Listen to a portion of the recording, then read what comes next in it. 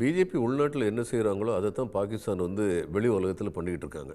இப்போ பிஜேபி என்ன பண்ணுவாங்க, பிரதம மந்திரி வந்து 4 கோடி பேருக்கு நான் வீடு கொடுத்துட்டேன்னு சொல்லுவார். அடுத்த நாளே வந்து தமிழ்நாடு முதலமைச்சர், கேரளா முதலமைச்சர், எதிர்க்கட்சி தலைவர் எல்லாரும் சொல்லுவாங்க, அந்த வீட்டுக்கான பணத்தில் 30% தானே நீங்கள் கொடுத்தீங்க, மீதி 70% வந்து பயனாளிகளும் மாநில அரசாங்கம் கொடுத்தது, அல்லது மாநில அரசாங்கமே ஃபுல்லாக கொடுத்தது, நீங்கள் இப்படி லேபிள் எதுக்கு ஒட்டுறீங்க அப்படின்னு கேட்டால் அது பதில் சொல்ல மாட்டாங்க, அப்படி போயிடுவாங்க. இன்றைக்கி பாகிஸ்தான் என்ன பண்ணிகிட்டு இருக்காங்க, பாகிஸ்தானில் உள்ள ஒரு அமைப்புடைய துணை அமைப்பு வந்து பொறுப்பெடுத்து நாங்கள் தான் அட்டாக் பண்ணோம் அப்படின்னு சொல்கிறாங்க. அதை பற்றி ஏன் அவங்க மௌனம் காக்குறாங்க? அதை பற்றி பேச மாட்டாங்க. பலுச்சிஸ்தானில் வந்து இந்தியா தான் ஏதோ மிஸ்யூ பண்ணுதுன்னு தேவையில்லாத பேச்சுக்களை வந்து இந்த நேரத்தில் பேசிகிட்டு இருப்பாங்க. இது ஒன்று. இன்னொன்று, இந்த நேரத்தில் வந்து நம்ம எதிர்வினை ஆற்றணும்னு சொன்னோம்னா அந்த எதிர்வினை ஆற்றக்கூடிய ஆற்றல் நமக்கு இருக்கணும்.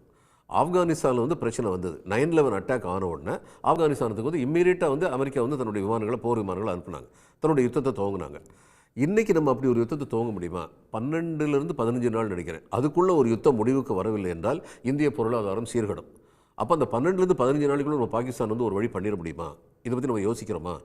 அப்போ யோசித்து தான் நம்ம பேசணும். இந்த நேரத்தில் ஜனங்கள் வந்து தே எக்ஸ்பெக்ட், கர்னல் சொன்ன மாதிரி, தே எக்ஸ்பெக்ட் ஸ்பெசிஃபிக் ஆக்ஷன்ஸ், டூயபிள் ஆக்ஷன்.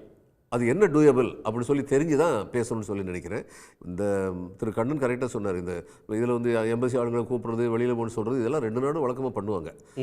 இவங்க வந்து தற்காலிகமாக நிப்பாட்டி கை குலுக்க கூட கூடாது, பார்டரில் கை குலுக்க கூடாதுன்றதுல தொடங்கி ராணுவ அதிகாரிகளை திரும்ப பெறுவது, தூதர்களை திரும்ப பெறுறது, 24 மணி நேரத்தில் நோயாளிகளா 48 மணி நேரம் இங்கே இருக்கக்கூடிய எல்லோரும் வெளியில் போங்க, அங்கே இருக்கிறவங்க வெளில வாங்க, இது ஏறத்தாழ ஒரு போர் பதற்றம் மாதிரி வருதா சார்? எத்தனை நாளைக்கு இது இருக்குன்னு பார்க்கணும். இந்த முஸ்லீம்களில் எத்தனை நாளைக்கு இருக்குன்னு சொல்லி பார்க்கணும். பார்லிமெண்ட் அட்டாக் பண்ணாங்க, வந்து அட்டாக் பண்ணாங்க. என்ன பண்ணோம்? மும்பை அட்டாக்லேருந்து பாகிஸ்தான் இன்னொன்று என்ன செய்வாங்கன்னா, அவங்களுடைய ஆட்களே இல்லைம்பாங்க. அதெல்லாம் ஸ்டேட்லெஸ் சிட்டிசன்ஸ், அவங்க வந்தவங்களாம் எங்களுடைய ஆட்களே இல்லைன்னாங்க மும்பை அட்டாக்கில். ஆனால் என்ன நடந்தது? மும்பை அட்டாக்கில் ஒரு பையன் மட்டும் உயிரோடு இருந்தான். அந்த பையனுடைய தாய் தன்னுடைய தாய்மை பாசத்தின் காரணமாக பாகிஸ்தான்லேருந்து கிளம்பி வந்துட்டாங்க, என் பிள்ளையை பார்க்கணுன்னு. அப்போ உலகத்துக்கே தெரிஞ்சிருச்சு இவன் பாகிஸ்தான் பையன் தான். இவன் பாகிஸ்தானில் தான் இருந்தான், பாகிஸ்தானில் இவன் அட்ரஸ் இருக்குது, எல்லாமே தெரிஞ்சிருச்சு. அதுக்கப்புறம் பாகிஸ்தான் இன்றைக்கி வரைக்கும் அதை வாய் திறந்தாங்களா? திறக்கலை. அவங்க வந்து ஒரு ரோக் நேஷனாக இருக்காங்கங்கிறது உண்மை. அவங்களுக்கு ஏதாவது சிக்கல் வரும்போதெல்லாம் காஷ்மீர் பக்கம் திரும்புகிறாங்க அப்படிங்கிறது உண்மை. இப்போ என்ன புதுசாக சிக்கல் வந்ததுன்னு நமக்கு தெரியாது. இந்த இடத்துல வந்து இன்டெலிஜென்ஸ் ஃபெயிலியர் கண்டிப்பாக இருந்தது. ஏன்னா பஹல்காம் வந்து it's a coordinating point for Amar Yatra. இந்த பாயிண்ட் ரொம்ப முக்கியமான பாயிண்ட். ஆமாம், இப்போ இவங்க தானே சொன்னாங்க, அமித்ஷா திரும்ப சொன்னார்ல, காஷ்மீர் ரொம்ப பத்திரமா இருக்குது, வாங்க சினிமா எடுங்க, இங்கே வந்து சுற்றுலா பயணிகள்லாம் வாங்க அப்படின்னு திரும்ப சொன்னது யார்? அமித்ஷா. இந்த ஸ்டேட் கவர்மெண்ட் இன்றைக்கி யூடி, அதுக்கு வந்து லா அண்ட் ஆர்டரில் எந்த பொறுப்பும் எந்த அதிகாரமும் கிடையாது. அப்போ இதுக்கு முற்ற முழுக்க அதிகாரமும் பொறுப்பும் உள்ளது வந்து ஒன்றிய அரசு தான். இப்போ அதை பற்றி இவங்க பேசுவாங்களா? பேச மாட்டாங்க. இப்போ யாராவது ஒருத்தர் அதை பற்றி கேட்டார்னா, காங்கிரஸ் கேட்டாங்கன்னா நாளைக்கே ஒரு அறிக்கை வந்தாலும் வரும், தேச துரோகிகள் இந்த நேரத்தில் இப்படிலாம் பேசுகிறாங்களே அப்படின்னு சொல்லி கேட்பாங்க. புல்வாமா பற்றி என்ன நடந்தது? நடந்து பல மாதங்கள் கழித்து காஷ்மீரில் அந்நியாரம் கவர்னராக இருந்த ஒருத்தர் சொன்னார், அவங்கள நீங்கள் கிரவுண்டில் அனுப்பாதீங்கன்னு நான் சொன்னேன், என்னுடைய ஸ்டேட்மெண்ட் வந்து மீறப்பட்டது, பை ஏர் தான் போகணும்னு சொன்னேன், அதை மீறி தான் பண்ணாங்க, it's a failure of internal intelligence, it's a failure of the interior ministry, home ministry அப்படின்னு சொன்னார். உடனே என்ன பண்ணாங்க? அவர் மேலே வந்து தூசி தட்டி ஒரு சிபிஐ வழக்க ஆரம்பிச்சிட்டாங்க. இப்படிலாம் பண்ணக்கூடாது. இது வந்து ஒரு தேசத்தை சம்மந்தப்பட்ட விஷயம். இதில் வந்து தேச நலனை தான் நம்ம பார்க்கணும். இவங்க அந்த மாதிரிலாம் பண்ணாமல் இன்றைக்கி வந்து இவங்க தற்காலிகமாக நிப்பாட்டியிருக்காங்க. சிந்து நதி இதை பற்றி மொத்தம் வந்து 6 நதி இருக்குது, சிந்துவும் கிளை நதிகளும் சேர்ந்து. இந்த 6ல் 3 கிழக்கில் உள்ளது எல்லாமே வந்து நம்ம பயன்படுத்திக்கலாம், மேற்கில் உள்ள 3மே வந்து பாகிஸ்தான் முற்ற முழுக்க பயன்படுத்தலாம்னு சொல்லி 1960 அக்ரிமெண்ட் போட்டோம். அப்போது போகிற தண்ணியில் 80 விழுக்காடு வந்து பாகிஸ்தான் பயன்படுத்துது, நம்ம 20 விழுக்காடு தான் பயன்படுத்துகிறோம். அதில் வந்து ஜம்மு அண்ட் காஷ்மீருக்கு பயங்கரமான அதிருப்தி இருக்குது. எங்கள் மாநில வழியாக போகிற தண்ணியை நாங்கள் யூஸ் பண்ண முடியாத நிலைமை இருக்குன்னு ரொம்ப நாளாக கேட்டுக்கிட்டு இருக்காங்க அவங்க. இந்த மாதிரி அந்த ஒப்பந்தம் ஏற்கனவே பிரச்சனைகளுக்கு உள்ளான ஒரு ஒப்பந்தம்.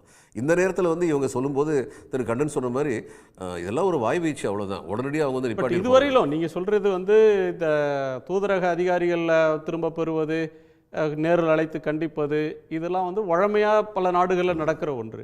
ஆனால் இந்த ஸ்டெப் கொஞ்சம் ஒரு அடுத்த கட்டம் இல்லையா? தண்ணியை நிறுத்துகிறோம் அப்படின்றது வந்து அவங்க சீரியஸாக எடுத்துக்கணும் அப்படின்னு நினைக்கிற ஒரு கட்டம் தான். கடந்த காலத்தில் செய்யாத ஒரு ஸ்டெப் இல்லை இது. கேள்வி என்னென்னா, நிப்பாட்டிடுவீங்களா? நீங்கள் சொல்கிறீங்க, அப்போ முற்ற முழுக்க நிப்பாட்டிடுவீங்களா? அதுதான் கேள்வி. ஏன்னா நிப்பாட்டினா விவசாயத்துக்கு தண்ணி போகிறது இருக்கட்டும், குடிநீர் கிடைக்காது பாகிஸ்தானிய மக்களுக்கு. நம்ம நிப்பாட்டிட்டோம்னா ஒன்று நிப்பாட்ட முடியாது, நம்ம பெரிய டேமாக கட்டியிருக்கோம் எல்லாத்தையும் ஸ்டோர் பண்ணுறதுக்கு ஒன்று. இன்னொன்று, உலக நாடுகள் அந்நேரம் என்ன சொல்லும்? யார் தப்பு பண்ணாங்களோ அவங்கள போய் வேட்டையாடுங்க. எதுக்கு அப்பாவி மக்களுக்கு வந்து தண்ணி கிடைக்காமல், குடிநீர் தண்ணி கிடைக்காமல் இருக்கு, நமக்கு எதிராக திரும்புறதுக்கான வாய்ப்புகள் இருக்குது. அதனால் this is not just national politics, it is international political compulsions. அது இருக்குது. இது எல்லாத்தையும் பார்த்து தான் நம்ம நடவடிக்கை எடுக்க முடியும். அவங்க வந்து என்ன பண்ணுறாங்க, இதை ஷிம்லா அக்ரிமெண்ட்டையும் நாங்கள் அப்ரிகேட் பண்ணிட்டோம்னு சொல்லிட்டாங்க. இவங்க தற்காலிகமாக நிப்பாட்டி வச்சிருக்கோன்னு சொன்னாங்க இந்தியா தண்ணியை. அவங்க நாங்கள் ஷிம்லா அக்ரிமெண்ட்டையும் நாங்கள் அப்ரிகேட் பண்ணுறோம். லைன் ஆஃப் ஆக்சுவல் கண்ட்ரோல் இன்றைக்கி இருந்தது. பாகிஸ்தான் கிளைம் பண்ணுறதை நம்ம கிளைம் பண்ணுறோம், நம்ம கிளைம் பண்ணுறதை அவங்க கிளைம் பண்ணுறாங்க. யார் யார் எந்த இடத்துல இருக்கவோ அந்த இடத்துல இப்போதைக்கு இருப்போம், பேச்சுவார்த்தை மூலம் பார்டர் பிரச்சனையை தீர்த்துக்குவோம் அப்படிங்கிற ஷிம்லா ஒப்பந்தம். அடுத்து பங்களாதேஷை வந்து நீங்கள் வந்து ஏற்றுக்கணும், அங்கீகரிக்கணும் அப்படிங்கிறது இன்னொரு ஷரத்து. பங்களாதேஷ் இப்போ இவங்க அங்கீகரிக்கலைங்கிறது பற்றி யாருக்கு கவலை? உலகம் எப்போயும் அங்கீகரிச்சிருச்சு, அது ஒரு பிரச்சனை இல்லை. ஆனால் இவங்க வந்து பார்டர் டிஸ்பியூட் வந்து இப்போ வந்து இன்டென்சிஃபை பண்ணலாம்.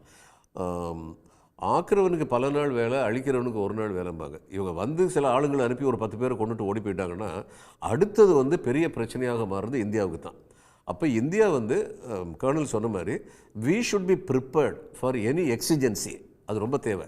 என்ன வேணாலும் நடக்கலாம். ஆங்கிலத்தில் ஒன்று சொல்லுவாங்க, the price for freedom is eternal vigilance அப்படின்னு சொல்லுவாங்க. அது மாதிரி வி ஷுட் பி ப்ரிப்பேர்ட். அதில் வந்து தவறு நடந்திருக்கிறது தான் நான் நினைக்கிறேன்.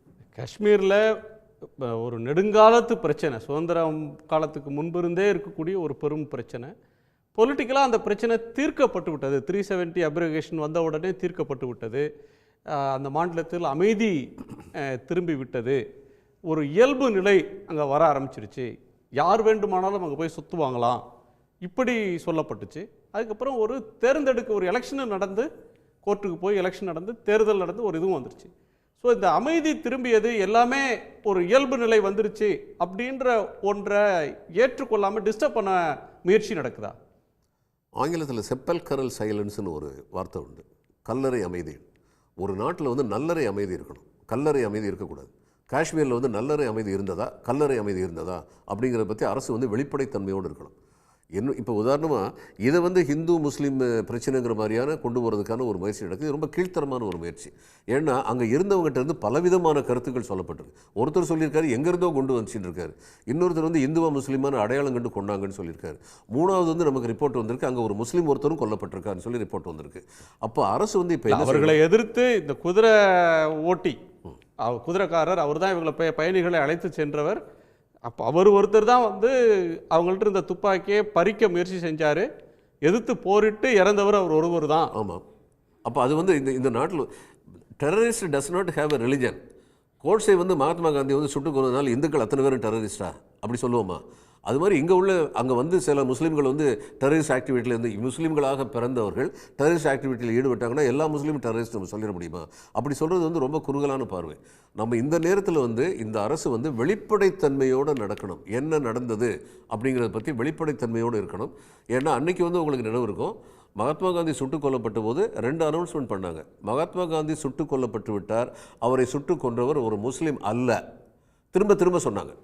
ஏன் அப்படி ஒரு பிரச்சனை வந்துடக்கூடாதுங்கிறதுக்காக. அதே மாதிரி இன்றைக்கி வந்து அரசு வெளிப்படைத்தன்மையோடு இருக்கணும். இல்லை, இன்றைக்கி பிரதமர் வந்து தெளிவாக சொல்கிறாருல்ல, இதுக்கு வந்து ஈடுபட்டவர்கள் அதற்குரிய பதிலை சொல்லி ஆகணும், யாருன்னு கண்டுபிடிப்போம், நிச்சயம் தண்டிப்போம், அந்த உறுதியை ஆங்கிலத்தில் சொல்கிறாரு. அதே சமயம் இன்னொரு உறுதியும் சொல்லணும்.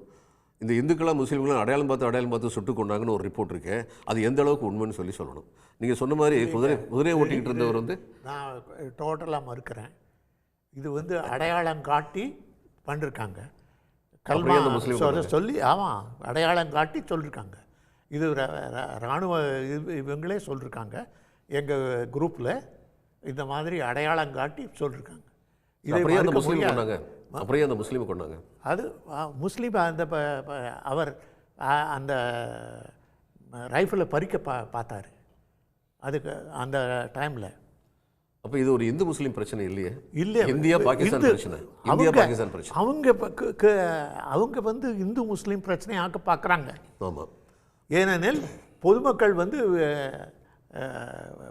டூரிஸ்ட் நிறைய வராங்க, அவங்களுக்கு வந்து லோக்கலி பிஸ்னஸ் அதிகமாகுது, ஹோட்டலில் ஆக்குபேஷன் அதிகமாகுது, அதனால் வந்து பணப்புழக்கம் அதிகமாகுது பொதுமக்களிடையே. அது வந்து ஒரு நார்மல்சி வருதுன்னு அர்த்தம். அதை தவிர்க்கணும் பாகிஸ்தான். இந்த பயன்பெறவங்க யாருக்கு? இந்த நார்மல்சினால பயன்பெறவங்க முஸ்லீம்கள். அதாங்க சொல்கிறாங்க. அதனால தான் எதிர்ப்பு வருது. அங்கே இந்த தாக்குதலுக்கு பிறகு லோக்கல்ஸ் முஸ்லீம்ஸே எதிர்க்கிறாங்க இதை. இல்லை, அங்கே பாதிக்கப்பட்ட மக்களை பாதுகாத்து அனுப்பிச்சது உள்ளூர் காஷ்மீர் முஸ்லீம்கள். ஆமாம், அவங்க தான் வந்து ஸ்டாண்டர்டானவங்களுக்கு கூட்டு போய் தங்க வச்சது, சாப்பாடு போட்டது, Correct. அவங்களுக்கு உதவி பண்ணி அனுப்பிச்சது அப்படியே இருக்கு. அவர் சொல்லக்கூடிய பாயிண்ட் வந்து காஷ்மீரில் ஒரு இயல்பு நிலை திரும்புகிறது, அமைதி திரும்புகிறது அப்படின்ற ஒன்றை உசுப்பி விடுறதுக்கு இது பண்ணிருக்காங்க. ஓகே, இந்த மாதிரி அதனால நம்ம அப்படித்தான் பார்க்கணும். They try to destabilize the economic growth of Correct. Kashmir. Correct. அப்படித்தான் பார்க்கணும். ஓகே. உடனுக்குடன் செய்திகளை தெரிந்து கொள்ள சன் நியூஸ் பெல் ஐகானை கிளிக் பண்ணுங்க.